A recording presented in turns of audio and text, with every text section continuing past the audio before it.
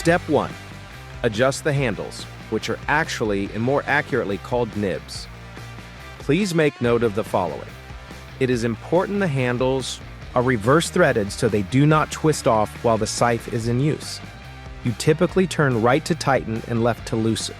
Here, you will turn right to loosen and turn left to tighten. After the nib is loosened, move it to a position that you prefer, then hand tighten. Step 2. Attaching the blade.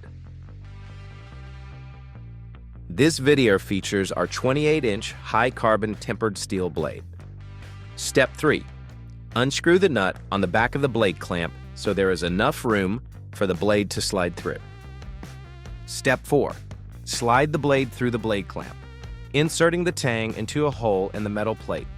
The hole you choose will determine the blade angle. Step 5.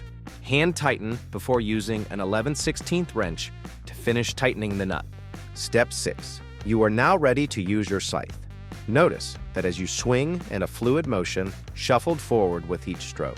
Though we do not sell sharpening stones at Seymour Midwest, it is recommended that the blade be sharpened before each use through a process referred to as honing, shown here.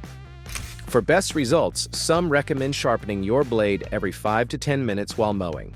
The following video clips will demonstrate how to properly use a scythe.